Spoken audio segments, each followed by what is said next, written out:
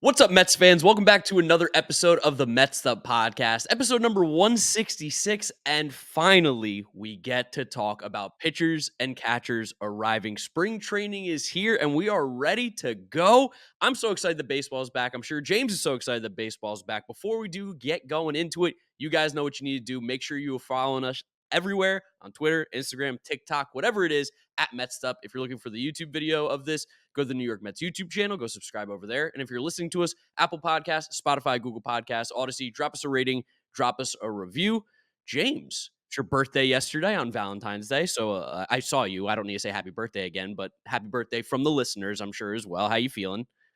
Not good. I don't think you feel that good either. We had a little too much fun on my birthday, but it was still a wonderful celebration nonetheless. And the best part about my birthday every single year is that it always coincides with pitchers and catchers reporting to Port St. Lucie for the Mets and all the other camps in general. We only care about the Mets though, and it's a beautiful time of year. I'm sure you guys just listened to our interview with Buck Showalter that came out last Friday or Saturday. If not, you should go back and listen to that now. 15 great minutes with the manager.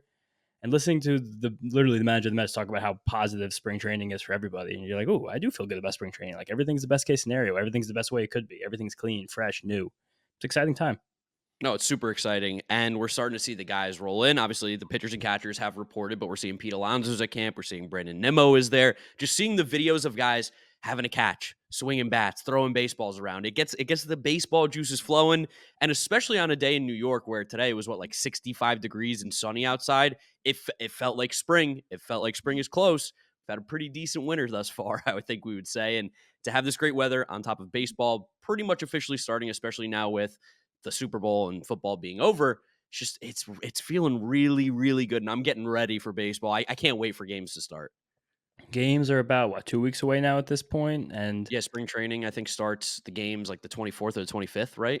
yeah, the Mets also, we talked about this a little bit last week, just have so many interesting positional battles that we're going to have to see play out in those games. Like John mentioned last time, like the sixth, seventh, eighth inning of these inter squad games, even there's going to be pitchers, relief pitchers, especially fighting for jobs. And it's going to be really, I don't think we've had situations in the past with the Mets where but it wasn't like a prospect because the prospects are going to have a lot on their plate too. See how they can play both Vientos, Alvarez, Brett Beatty. But just seeing the way these pitching battles are going to line up, it's kind of a cool new thing that we're going to see as Mets fans with this mega deep bullpen we've built. Oh, 100%. I mean, I'm excited to watch Steven Ridings throw 100 with that wipeout slider. Like, these are the things that we live for as Mets fans. These are things that we live for, especially on this podcast, because we love bullpen depth. There's nothing that gets us going like some deep bullpen talk here. I'm ready. I'm ready. And we've also started to see some new stuff too in terms of baseball with rules and all that. We talked with Buck about the pitch clock. We talked with him about the shift, but there was a new rule that was put into place officially. The players, and I don't know if coaches, but I think it's just the players or whatever that joint committee is, voted unanimously on the ghost runner staying in during the regular season. So every single extra inning, there will be a ghost runner that starts on second base like we have seen in previous years. What do you think about it? Because I mean, I like it. I think it's a good idea. Like push comes to shove, I do like the rule overall. I think it is good for the game of baseball. It's good for the players. It's good for the product. It's good for the entertainment value. And when you have all of those things together, I think there's no reason not to have this rule. There's been a lot of data, especially over the last 10 years, that just the quality of baseball in extra innings gets worse, especially in a regular season game. Hitters swinging more pitches outside the strike zone. Pitchers just have less stuff. The pitchers are not as good. It wasn't really great quality baseball when you got to the 11th, 12th, 13th inning of a game. And sometimes it gets very hard for the team to score runs, especially think about the run environment that we had in baseball last year. So having that ghost run rule, one, this is something you've said a lot that I kind of like. Immediately, it makes you want to watch something because it's a high 100%. pressure situation right away.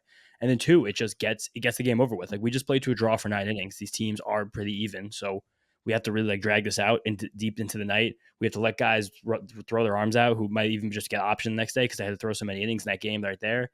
And the ghost run doesn't affect guys' ERAs, so it's not going to affect them in arbitration. I don't see any reason not to have this rule. And again, it helps the product because it gets these games over quicker and it makes them more exciting. And it helps the players because they don't have to throw all these extra innings and play it all late into the night and ruin the next day of baseball. Yeah, and I particularly like too that it's for the playoffs. It doesn't exist. Playoffs, you just go regular extra innings baseball, and I completely agree. I think that's the right way to handle this. During the regular season, I think of 2019, that game in San Francisco that went forever, that went, 15, 16 innings, and Chris Yeah. Mazza came in late in the game, and it's like, yeah, those games are fun to talk about. Obviously, the Mets have played in some crazy extra inning games in their history, but the reality of the situation is those games are better stories than they actually are product, like you said. There were actually 3 of those in 2019. There was that one out in San Francisco that ended at, like 3:30 in the morning, which was insane for Yeah. people on the East Coast, and then there was also the one at home against Cleveland that was around August, I believe, and then even a few weeks after that, if you remember, there was a game against the Braves at home on a Friday night that it went to Oh, extra innings yes. 1-1. Jacob deGrom gave a home run, hit a home run, and the Mets couldn't do anything else offensively besides that. And I was remember this because I was at that game, and I had the Yeah. choice where I like, and everyone who commutes to Citi Field from either New Jersey or Long Island know this feeling well, where you're like, I'm going to miss the last train. Like I have to decide right now, am I going to miss the end of the game or am I going to miss that train? And I decided to stay for the game. Mets lost, missed the train, and wound up sleeping on just a friend's couch down the East Village. So those situations, while like they're fun and they're old school and it's baseball, yada yada, it's just these aren't things that are really good for the game to keep these games going deep into the night and like let these guys keep playing with poor quality baseball. That Mets Braves game, was that when Juan Lagares could have tagged on a fly ball and they held him I, in extras? I think it would have won. if I would answer you confidently, I would be lying. I don't know. I don't recall Okay. at all. Yeah, I It's a think it long was. time I think ago. I was watching that game at our former roommate Alex's house. I was watching it. I think my Greek cousins were in town as well. Just a very, very weird recollection. That was also, I think, around the time too. DeGrom gave up the 2 home runs of Victor Caratini, right, against the Cubs. That was about That a was week like or two. It similar-ish was a week or timing. two later. Yeah. Yeah. Okay. All right. Yeah. We don't need Yeah, to talk more about that that's enough going 2019. back down the 2019 rabbit hole where the Mets would have won the World Series if they would have had the playoff rules installed earlier. But I digress. Well, I don't think about that much. Me and Mark didn't talk about that last night at No. 1 o'clock in the morning at the bar. We definitely didn't talk about that at all. No, not at all. We were very focused on other things, but yeah, I think at the end of the day, Ghost Runner is the right move, and I don't know. I'm interested to see what you guys too think as listeners and viewers of the podcast. Like, tweet at us. What do you think about the Ghost Runner rule? Do you like it? Do you hate it? I feel like it's probably more split than what we are. I think probably people don't like it more. I think it's the opposite. I think most people do not like it. I think people think it Yeah, kind of like is like kind of a joke, as like jokey, like a mockery of the game. But then if you look at most of the sports, like every professional sport besides basketball, like drastically changes their rules for yeah, overtime. Hockey, they take 2 players off the ice and play 3-on-3. And then they do it for 5 minutes and they have a shootout. Like that'd be like if we yeah. played with 6 defenders and had home run derby. Like that's insane to think about for like a sport that's like very purist based. And then football, we've had some of the stupid overtime rules ever. College used to be the best overtime ever, and now they just do 2 point conversions back and forth, which is after two Yeah. overtimes, which is really dumb. And the NFL used to just be like you can kick a field goal and win for no reason. That sucks. Those are bad rules. Like at least this is like we're keeping the game like as it is. Like we're not in changing the game in any way, like the 3-on-3 in hockey, and both teams have a legitimate chance to do it. And I think that's kind of the best way to play it. But I do think a lot of people don't like it just because change is different. It's kind of weird. No, people don't like change. And I know there's something that you don't like too that's been going on with change in Major League Baseball. And that has to do with the schedule. We've been looking at the schedule because, we're trying to make some trips. We're trying to go places. We're seeing who we're playing, if, when, where. And there's some really interesting stuff that you found that's kind of crazy about the Mets schedule this year. I'm infuriated by the schedule, by the way the schedule's changed over the last few years and the Mets schedule itself this year. It makes me so mad on a regular basis. I like my blood boils. The Mets, just a little couple quirks we have for you guys. Are they ready? The Mets play the Marlins 7 times in the first 10 games. The Mets do not play the Marlins again for 5 months after that. The Mets are going the entire summer, May, June, July, and I think all of August, but it might only be toward the end of August. We're getting September. I'm going to double check my work right now without playing the Marlins. Yeah, so the Mets play the Marlins twice in the first 7 times the first 10 games, and the next time they play the Marlins is September 18th. Yeah, it's insane. That's It's crazy. insane. So the Mets do not play the Marlins between the NFL draft and week 1 of the NFL season. And then And then you top have the Phillies one too, right? Yes, the Mets play the Phillies also 2 series early in the year. I think one's in April and one's in May, and then they do not play the Phillies again until September 21st. So the Mets do That's not nuts. play against the Marlins or Phillies for months, and then they end their season Marlins Phillies Marlins Phillies. So as Mets fans, we're gonna have only one 3-game series against the Phillies at home before the last weekend of the entire season. Which that's I feel Guys, like the best way to explain the schedule. Like when you because I still am in favor of the idea of the schedule. I don't necessarily think the execution was good, but I still like that you play every single team. I think it should be more like that. But when you talk about like the one series thing or the fact that we only get 2 home series against the Phillies and Braves and yep, stuff like that, that kind of stinks. That definitely stinks. yep. And one of those home series against the Phillies is May 30th, 31st, June 1st, and the next one is September 29th to October 1st. Crazy. That's so long. So Could be looking at different teams. July and August, the Mets do not play the Philadelphia Phillies. In July and August, the second half of a schedule, two teams who are going to be fighting tooth and nail all season for a division, along with the Braves. They are not going to play each other after June 1st until the last week of September. Yeah, that was another thing we definitely weren't talking about at the bar last night, getting your It's blood enraging boiling. because this is what we want to see. This is what we want to go to. Like I would so much rather see a series at home against the Phillies than against the Guardians or the Royals or the Tigers or the Mariners. Like I understand the novelty is cool. Like we had to see players we haven't seen. Like most Met fans probably haven't seen Bobby Witt Jr. play live. Most Met fans haven't seen Vlad Guerrero Jr. play live. I just went two guys who are juniors right off the bat like that. Yeah. That's bizarre. But I'm just looking at the schedule right now, and those are two teams that came to mind. But we're not going to get to see the Phillies that often. That's why I don't like this schedule. I know this is the way baseball is going. I know the NBA did this and became a very successful thing for them in terms of growing the game nationally, but I want to play the rivals. We're losing these rivalries now in a year that this should be like the most intense series of our entire season, and we're getting it kind of taken away from us. Maybe it's also a little bit of a nice thing for the Mets because we don't get to play our division as much, and our division is probably at the top, at least one of the best divisions in baseball with the Braves and the Phillies. So maybe playing them less and getting to play, like you said, the Royals and the Tigers might maybe do us a little bit of good too, though. For sure, but it's fun. It's fun to play these It's teams. fun. Last year, like it was so much fun to go to those Braves and Phillies series at home. Like, but again, that was when the season, season was going great. But it was incredible. Like you can just feel a different energy, different atmosphere. Like these two teams do not like each other. Like you can hear Spencer Strider like cry and like feel really good about it. And we're gonna have less opportunities to do that this year, and it's really sad. Yeah, I mean, it is interesting though too because Buck was saying that he's excited to play some of the other teams too, and not just play like 79 games against the National League East, which I get it. I do actually think from like a performance standpoint, it's better for the Mets to play less against the Braves and Phillies, not because we can't beat them. They're just simply better teams. And if we can play more again of those Tigers and Royals and whatever is going to be the worst team, the A's, love playing the A's. That's a good thing, I think, for the Mets record. But relatively speaking, yeah, it does take away the rivalries. And like that Nick Plummer game last year when the Mets essentially got Joe Girardi fired and saved the Phillies season, unfortunately, Change the direction that of was like the franchise. that was one of the best games of the year. It was awesome to be there. It also, I do see exactly what Buck is saying, though, because I'm sure from a managerial perspective, it probably gets a little bit repetitive when you play these other teams so often. And last year, how quickly the Mets played the Phillies. The Mets played the Phillies. Remember, we talked about this literally a year ago on this podcast, exact same conversation, me getting mad about it. The Mets played the Phillies like it was like 11 or 13 times before the end of May. So like you do that a lot, you're like, it's exhausting. I understand that. Last year, the Yeah. Mets played a 5-game series against the Braves and immediately went to Atlanta for like 4 more. Like we had 2 weeks and played the Braves like 10 times. So I do understand from a managerial perspective, it adds a new set of challenges. Like we get to prepare for different teams, we get to see different pitchers, we get to like change up the flavor a little bit more. We're not only traveling to the exact same cities. So I get that. But from the fans' perspective, I want to go to as many games against the Phillies and Braves as possible. Like that's kind of the most fun part of Yeah. the season. And we're just gonna have less No, opportunity to do 100%. that. So we're gonna have to get there when we do. All right. Well, I feel like this then leads into the next thing too. It's a little bit older, but we never really got a chance to talk about it. Was Jim Bowden's proposed realignment? Now, of course, this is not like official. Nothing's necessarily truthful behind this. It was just more of a conversation piece. But MLB is going to expand at some point, probably add 2 more teams to the league, and it kind of makes the divisions a little bit weird. And the conversation always comes up for realignment whenever you start to get the expansion of a league. And his was pretty interesting. You saw it, right, James? Of course, everyone saw it. That was this one screenshot went mega viral. It was last week. We were in a content zone last week. We didn't have time to talk about this kind of funky stuff.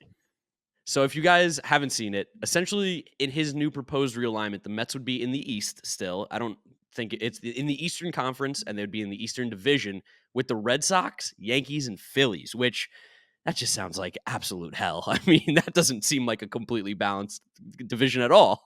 I would be if you guys think I'm mad like now about the schedule and stuff. I would be so mad if that became Angry our James division. episode. Yes. If there's like 9 teams in all of Major League Baseball that are trying, and the Mets have to be in division with 3 of them, like that would be so enraging. That was what probably three of the top 8 payrolls when the Red Sox are actually like trying stuff. That would be so awful. Then you look at like I think the Pacific Division. It was something like the Mariners, the Giants, the A's, and I think it And was the just the Rockies. Rockies. Like, could you imagine that division? How much fun that would be to Wait, play in? I got 2 for you. I got every other division, by the way, and whatever is considered the Eastern Conference in this is insane. You would love to be there. Ready? So you've got the North, which is the Reds, Guardians, Tigers, and Blue Jays. Would Oh love to my, be a part of that oh one. my God. Would love to be the Blue Jays in that scenario. Then you have the Mid Atlantic, who is the Nationals, Pirates, Orioles, and the expansion team of Charlotte. So would love to be in that division. That would be sick. And then the Southeast, of course, the Braves get a gift here if this is how it works. The Braves, Marlins, the expansion team, and the Rays as well. And they broke up the Dodgers and Giants too, which is insane. And also, what we're talking about, this isn't real. This is just Jim Bowden writing Yeah, a this is piece fake. of Yeah. content for the Athletic, trying to get people like us to take the bait and Great complain content. about this. Great content, but I think if this were to happen, like MLB should propose a system that actually was used very prevalently in Athens, Greece, like way back in ancient times. Yeah, Whoa. yeah. So no, this is a big one. So when Athens was coming up as a nation, they had 30 provinces that were all split up, and they all convened for one government. 10 of the provinces were inner city, 10 of them were in the country, and 10 of them were coastal or island. To create one city, like one province to go to the government, you had to have one of each. So you had 3 parts of every province, one inner city, one country, and one coastal or island. And you had to come together, put your differences aside, and then you guys would send your own representative there. That is what I would want to happen for this new divisional realignment. I want one team from the East, one team from the Midwest, one team from the West, and then one team from the West Coast. I want my division to be the Mets, Reds, Rockies, A's. I think Yes, that'd be a great division. opinion, I think that's the most perfect division that we could create in Major League Baseball. We're pulling it from ancient Greece. We pulled a lot of our governmental stuff from ancient Greece. There are a lot of smart guys back there. I do think that if we were to do that, Those are my people. I would like to go to Rob Manfred directly and start proposing these divisions. I think another fair one would probably be like something like Yankees, Braves, Astros, Dodgers. I think makes sense, right? That's a good division. That's a Yeah, good one. that one sounds fair. I have Yeah, no yeah, problems with that division at yeah. all. Then maybe something like Phillies, Cardinals, Mariners. Who's another good team? Throw the Blue Jays in there, sure. Yeah, Blue Jays. I think those are 3 divisions that we can start out with, and we could go from there. But that's, I think, the launching Yeah. point for the future of Major League Baseball divisions and realignment. Yeah, I don't know. I'm excited because it feels like expansion is coming soon, especially with all that Nashville stuff that's going on, with making their team essentially and getting ready. I'm Mhm. really excited. I don't know. Baseball, I don't feel like it necessarily needs expansion right now. Like I think the competition's pretty awesome, but in the same regard, it's going to happen at some point. There's too much money to not expand and make more markets and make more teams. There's also a huge, huge gap of Major League Baseball representation in the southeast of the country, where the majority of Major League Baseball players come from, which is crazy. Yeah, there's only one team there, and it's basically just the Braves. And there's also so many great baseball cities down there that could have a team. Charlotte was one of the proposed teams. Nashville was one of the proposed teams. I know Vancouver Yeah. city has also been trying to get something. Vancouver hasn't had a professional sports franchise in like almost 30 years now since the Grizzlies left. It'd be cool. I think it'd be very cool to expand in general. I think it'd be fun to the game to get some new cities, some new fans. It'd be fun for us to travel to see some new stadiums, stuff like that. But Yeah. if when they realign these divisions and they make us only play the Yankees, the Phillies, and the Red Sox, I'm going to throw a hissy fit. I hope not. I hope not. Again, this is all hypothetical. None of this is necessarily true. It's Jim Bowden just making content, but we shall see. We have not talked to you guys on Twitter in a while, so I asked you guys for some viewer questions because there's baseball to be talked about. There hasn't necessarily been any news per se, which I think is also a good thing in Mets world that there hasn't been any news right now. But we want to hear what you guys are wondering about. Maybe we can give you some insight on some questions. John's getting mad because James forgot to mention Vancouver has a team in the Canucks because, of course, hockey. Yeah, I mean, Hockey Canada, that makes sense. Like, that's a wash. I'm talking about American sports here. So let's go ahead and take a look at some of these questions. I'm going to go with the first one, which comes from a dedicated viewer. That would be Bella, who is a dedicated viewer. How would you guys split up the bullpen into different classes, including the depth pieces that we have? Because we always talk about A team, B team, C team, whatever it is, that there seems to be like a bit of a hierarchy in the bullpen for the Mets. So I'm going to divert this one to you, James, since you're the pitching whisperer. Yeah, think about this now. It's almost like Edwin just kind of is like he is the A team. I guess the other guys who are going to be in that Yeah. A team are probably, I mean, Ottavio and Robertson are like the supposed setup men right now, and then Brooks Raley is the top lefty. So I think that becomes Mhm. something of the A team, and then the B team is. But this is the crazy thing about the Mets bullpen right now, and one of the cool things we're going to be able to watch during spring training is that this B team hasn't really come into shape at all. And there's so many different guys who can kind of be on that second tier of the Mets bullpen. Like Drew Smith is a guy who I think is certainly going to be in the mix there and going to be like basically like the captain of the B team, kind of like my athletic career. Like that's gonna be the way he is. And then we're gonna just see like John Curtis is a guy who really to me lines up like someone who that is a role it's like kind of tailor made for him. He hasn't pitched in like a year and a half now, but when he was good, he was a guy who could very much like be a not a high leverage reliever, good medium leverage reliever and get outs when he can. Also, I'm looking at roster resource right now. Drew Smith and John Curtis are the same age. That's shocking to me that Drew Smith's gonna be Really? 30. Drew Chain's gonna be 30 years old this year. Drew Change is 30? He's 29 still. I'm not going to rush it for him. But yeah, What? isn't that nuts? Man, I feel old. Yeah. And then otherwise, the guys we're going to be in that bullpen, like we're going to see the Rule 5 pick from the Yankees, Zach Green, break camp because per Rule 5 rules, he has to be in the Major League roster this year or we're going to lose him. So if he is good enough, he will be in that B team. And then I think there's going to be a combination of Jeff Brigham, my boy, where if he is healthy and he gets the velocity back, he's a guy who I think could very, very, very much be on this B team and even possibly a guy who contend for the A team if the slider and the fastball working off each other still. Last year throwing 60% sliders. And if he had a little nerve issue, we talked about in the bicep last time, was nerve issue just a bicep issue? Whatever. Lost a couple ticks in the fastball. If those ticks come back, he's a monster. And then we're going to kind of have the C team develop between a lot of these guys who we like talking about who have this crazy potential, who we don't know what's going on yet. Bryce Montes-de-Oca, Sam Coonrod, Steven Ridings, your boy. Then we're still gonna have Steven Nagosic and Eliezer Hernandez in this bullpen. But those guys I think are gonna be more of swingmen type to give a couple more innings and blowouts in one way or another. So there's so many different ways this bullpen can go, and it's gonna be really, I mean, maybe for me at least, it's gonna be really exciting to see how it plays out. Because also we're still gonna have some combination of David Peterson, Tyler McGill in roles that we don't really know yet. And I assume that just because pitchers are going to get hurt, like your 6th and 7th pitchers are going to throw clean 100, 120 innings. It happens for every team in baseball. That's why when you got to go through these teams, you look at who's good and who's bad. One of the main reasons last year I knew the Blue Jays were frauds. Like you just don't have a 6th, 7th pitcher. You're not good. That's something the Padres actually remedied this week or yesterday with the Michael Wacha signing. So how the Mets deploy those guys early, especially with Kodai Senga having injury issues last year and like coming into an entirely basically new league. Last year was pitching a 6-man rotation this year 5. Verlander and Scherzer and want to keep them healthy the whole time. Carrasco and Quintana have both been steady recently, but they're not spring chickens. They're 34 and got about to be 36 years old. So it's going to be interesting to see how the Mets end up deploying McGill and Peterson, how many innings they get a week, how often they're with the Major League club, and how many times they're starting games as opposed to coming in midway through. It feels very much like, at least in my head, that David Peterson might initially get that Trevor Williams role, which we saw last year is extremely, extremely valuable to this team. I mean, won a lot of games because of Trevor Williams, even if the box score necessarily wasn't great from his side. Like, just a lot of really valuable innings can come out of those long guys. McGill, I could also see a world where, like, you know, they use him in the same scenario. He gets back in the rotation, whatever it is. It's nice that there is this big depth and we're starting to like wonder who could fill in these spots, not because we don't know who it is, but rather because we have so many options, which I think is cool. I have 2 Trevor Williams questions for you. I think both will be fun to answer. First question, what team is Trevor Williams on right now? Washington Nationals. Come on. All right, good. Yeah, that was a good one for you. How many innings do you think he threw last year? How many innings did Trevor? Ooh, I'm going to go with like 78. 90. 90. Okay. I mean, so that's a big 90 really valuable innings. 90 innings with 3.2 ERA. That's a guy who that role, even last year, I wouldn't even have called him the 6th starter. I would have called him like the 7th or 8th starter kind of, or the swingman. And the Mets again this year between Peterson, McGill, Eliezer Hernandez, and Joey Fuego, Mr. Lucchesi. And Lucchesi, yeah. Clips going up today. Like that's going to be filled in pretty unique ways. Like this, cool that we have this depth. This is incredible. First time, yeah, like, very, we've done very this. Cool. This is gonna be the 3rd season we've done this podcast, and we've always been like, we gotta get as many pitchers as we can, and they did it. We did it. It's good. I'm excited to watch it play out. Just got goosebumps right now. He's like, I can't wait to watch these pitchers throw. Got to get us down to Florida so we can see some bullpens.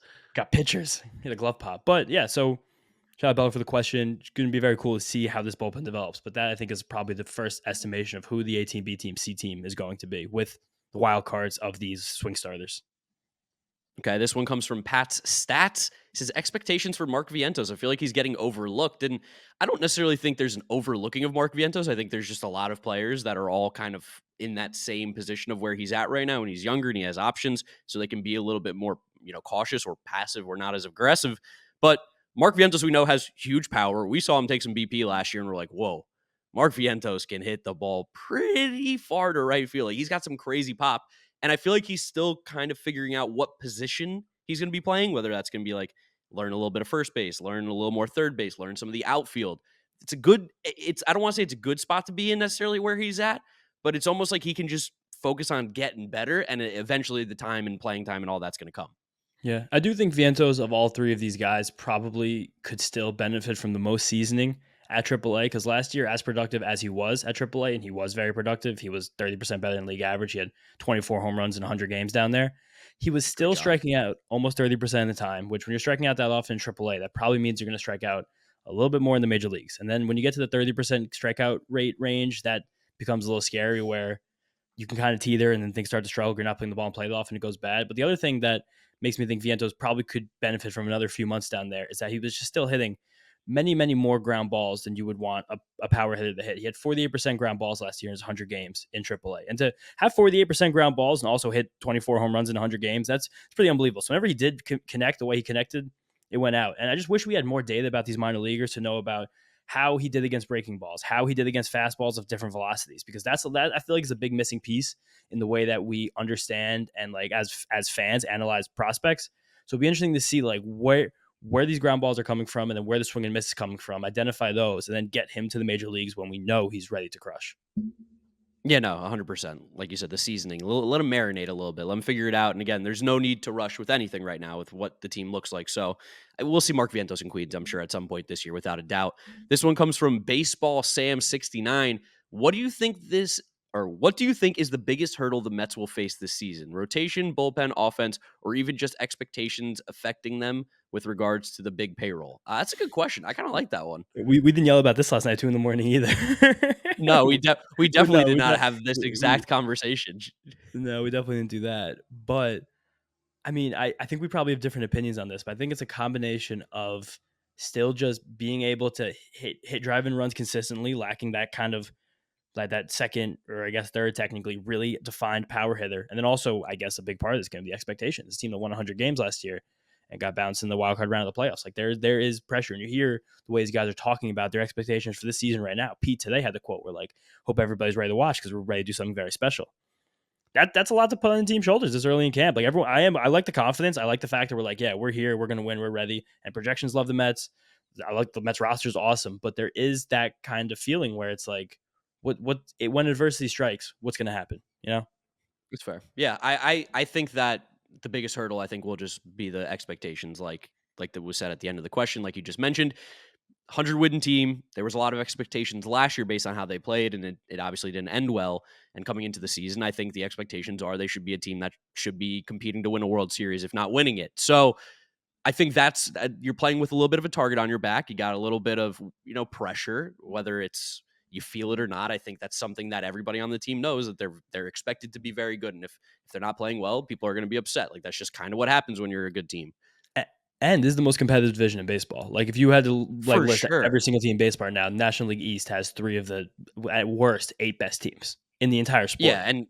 and that's in the top. That's in the top. Obviously, like top to bottom, probably not the strong, most competitive No, division, but at the top, I don't think you can find 3 teams as competitive as the Mets, Braves, and Phillies right now. no, I don't even. I mean, I like the American League East could make an argument, but I do think that the Yankees are a team in that tier, 100%. But I think the Phillies, the Rays, and the Blue Jays are certainly a step behind all 3 of the teams in National League East, and it's not. I don't think it's even a question.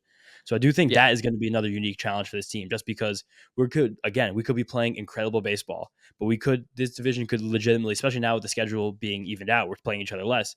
There could be 3 teams in this division that win 95 games. yeah, no, 100%. I mean, that we won 100 games last year and didn't win the division. It's really hard to win the division when there's 3 teams that actually care and are actively trying to win, which most divisions don't have. Yeah, spending money. It's a unique thing that Yeah. happens in the National League East. That doesn't happen most other places. Next question here comes from Shane. Shane says, "What role is Narvaez going to play when Alvarez eventually comes up?" And I feel like the question, the English wasn't necessarily the greatest in this one, so I had to rephrase a little bit here. But I feel like the role that Narvaez is going to play with Alvarez more so, like Alvarez, they clearly want to see that he can catch more. I feel like that's been the narrative all offseason. He's been working. There's no doubt about it, but they want to see him prove it a little bit more. And a guy like Narvaez is a little more seasoned, like we've talked about. He's good defensively, similar to Tomas Nido. He gives us that lefty bat too. So I actually don't think Alvarez's playing time has anything to do necessarily with Omar Narvaez, just because that left-handed bat brings something completely different that most teams don't have, which is a left-handed hitting catcher. I think that we're going to see Narvaez and Tomas Nido seem more similar, and I think most Met fans realize. Like, I don't think Omar Narvaez is going to bring that much power. I think he's going to be timely hitting. He's going to play good defense. He's going to be both of these catchers are here to kind of keep everything in line. Like the Mets have more of like an old school catching brigade right now, where these guys are probably going to split time nearly 50-50, maybe 60-40 one way, whoever's is hot, whoever's having a good week, depending on matchups. And I think that it's going to be another situation though when we talked about last year a lot, where like where's Alvarez going to find space with McCann with the big contract and Tomas Nido being like the guy. There's going to end up being a way where I think if Alvarez does force his way into a role, it's going to be more like a DH emergency catcher. And we talked about this a few weeks ago, where I don't think it's really going to change these guys' roles very much at all. Instead of being a 50-50 split, it'll probably wind up being like a 45-45-10 with Alvarez taking a lot of DH reps. So I do think that we as fans shouldn't really be trying to look ahead too much right now in terms of how this roster could look if certain things happen. Like if Alvarez forces his way in, that's a great thing because now we just potentially got an elite DH option and we're building up a player who's one of the best prospects in baseball. But if he doesn't, I don't really think it's that big of a deal. Again, to just like play it out AAA, play every single day. Try to hit more breaking pitches. Try to hit more pitches high velocity. Really figure out like your pitch selection a little bit. Because Alvarez still, as great as he was last year, he was striking out a lot. Get better behind the plate. Get more consistent. Learn just take it slow. Like there's really no rush. Like he is so young still, and he's so advanced for his age, and he's come on so fast, and he is one of the best prospects in baseball. One of the best prospects the Mets have had at their disposal in incredibly long time. Like I can't even like even the Yeah, prospects come up the last couple of years. Even like Pete was incredible from the jump, but he didn't have like the prospect magnitude of Francisco Alvarez. This is something that we just take it slowly, be patient, enjoy it when it happens, but I don't think we should be really trying to rush into the Francisco Alvarez stardom. 100% agree. 100% agree. He's what, 21? He's just turning 21 probably Yeah, this year. something like that. 22 soon, maybe. Super, super, super young, and especially at the catcher position too. Incredibly, incredibly young. There's not a lot of young catchers that come up and just have this kind of rise like he has. We've seen these catcher prospects kind of have weird non-linear developments a lot across baseball. I remember a guy who's still trying to find his footing in the league, Luis Campusano, had like a similar rise to Alvarez. I don't want to compare them so much as prospects because Campusano was much more of a contact-oriented guy and they had very different builds. But it's taken him a couple of years to really put his footing down. Everyone remembers Francisco Mejia. He was a super catcher Yep. prospect. He still is not a guy who plays every day. And his ceiling, of course, is significantly lower now. We've seen that just based on the results. But this isn't a position you can really rush development because there's so much you have to learn. There's so much you have to do. Again, if he forces his way and just kind of becomes mostly a DH, that's incredible. We just got like a monster hitter hitting tanks a 5-6 spot in the lineup every single night. But if that's not something that he's completely forced to hand, there's no shame in just running it out, getting better. 100%. No, 100% agree with you. Last question here. We'll take. Oh, you got something to say here? Also, just the last thing I was going to say about this: Francisco Alvarez has played a combined 112 games between Double A and Triple A. Yeah, it's That's like it. very That's few. it. That's nothing. Get out there. Keep getting better. Last question here comes from Jack. He says, "Who is one under the radar player who is poised to have a surprise season?" I'm assuming we're going to talk about the Mets. So I I hope feel we're like I talking have a about the Mets. guess. Yeah, I have a feeling who your guy is going to be. Jeff Brigham. Jeff Brigham. Brigham Bring him, boys. man. Bring him home. Bring him young. I don't know. I see the stuff. If that slider works and that fastball gets a tick back, I think he can literally be one of the better relievers in the entire league. I'm not even missing my words there. Like he can be an upper echelon reliever. He could be a high leverage guy Oh, who 100%. absolutely changes like the flow of this team. And I'm excited to see if he's healthy enough to do that. But who's your guy? Under the radar. Like, is it okay to say David Peterson is under the radar? I think in the I think he's national definitely scope, he's under under the the radar. radar. He's not even in the projected rotation right now. He's a guy who, if he steps up and he continues development that we saw like parts of the last 2 years, he could be a dominating pitcher. Dominating. He had Yeah, that stretch David, last year in June, that's July, where he was like 30% K minus walk rate, one of the best pitchers in the whole league. Like this is something that could really legitimately happen.